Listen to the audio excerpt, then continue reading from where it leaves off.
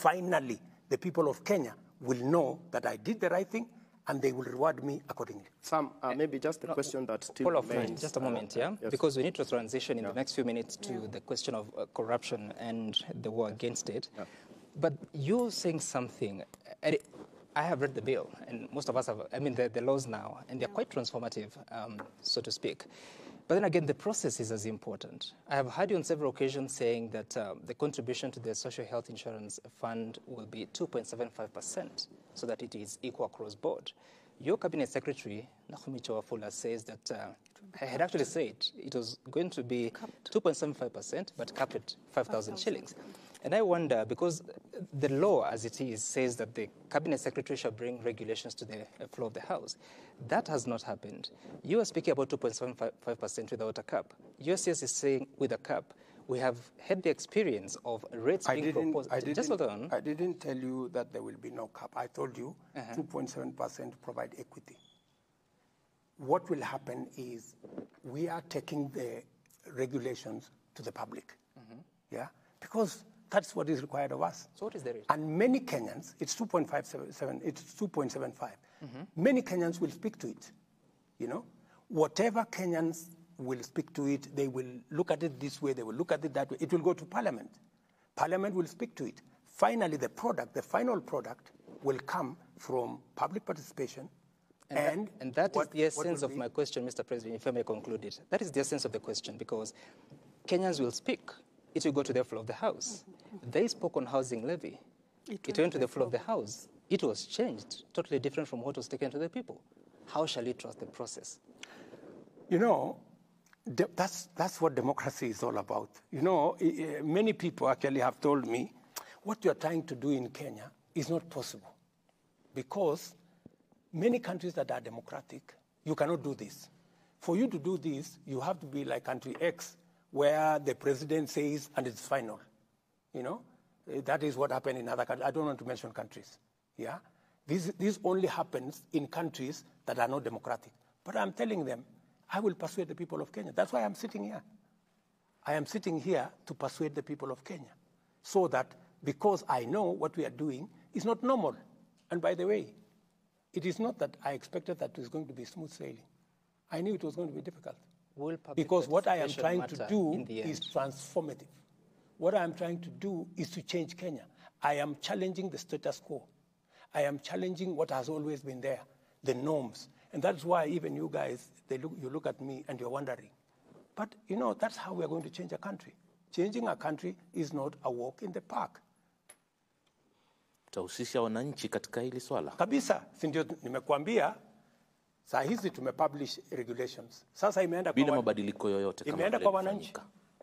Na je, hisia za mwananchi utazisikiza ama utazikumbatia? Vile wananchi walibadilisha housing levy, si nilikubali. So ikienda bunge, ikienda kwa wananchi wenyewe waseme. It is not citizens that changed it, it is parliament. It's parliament. You should go and read the public participation report. I read it, and majority of them were opposed to the introduction of it. Go and read it again, and Parliament took into account the views of the people who went to for public participation. And you see, Parliament is also an independent institution. You want me to dictate to Parliament, and I will not, Sam. You know that's not possible.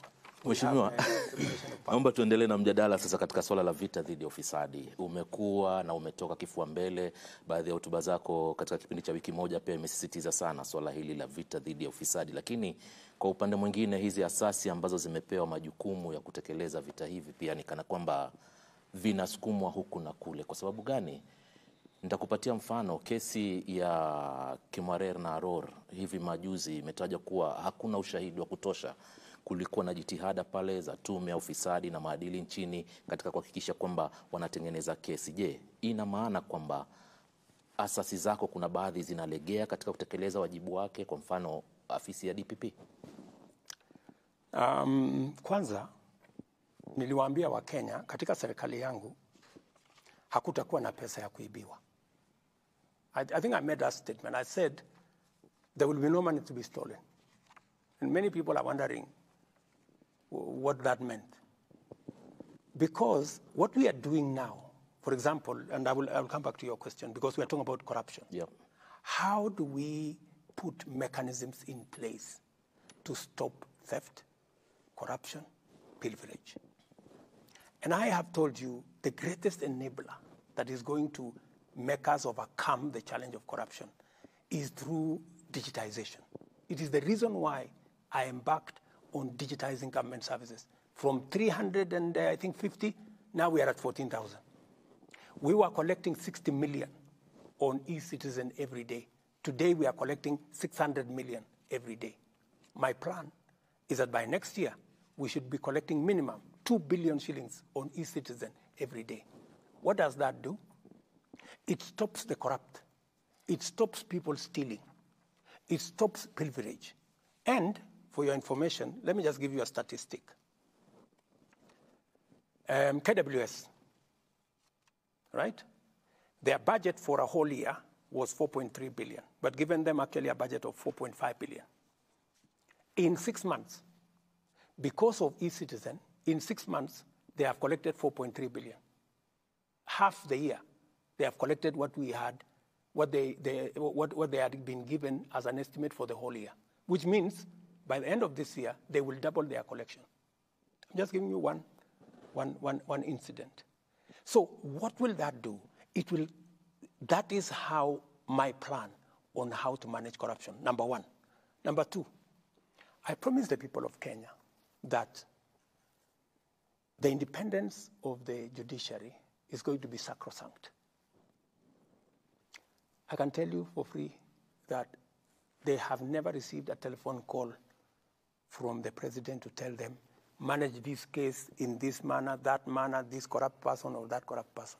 I promise the same to EACC, I promise the same to DCI, I promise the same to DPP. It is their responsibility. They ask me for support, and I have given as much support as I can muster to all these institutions. Let's come to are they doing what they should do?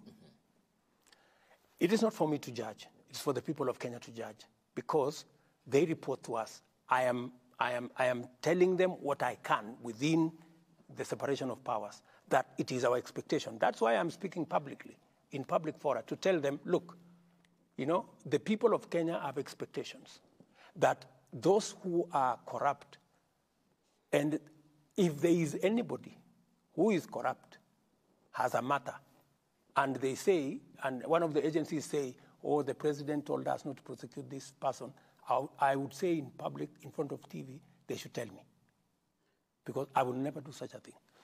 Coming to Kimwarer, if you followed Kimwarer, I said in the campaign trail that the case for Kimwarer was a fraud, because it was. Because it was. Because that case was being used politically.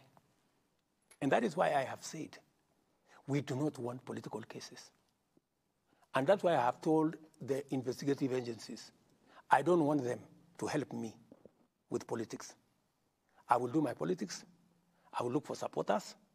I will look for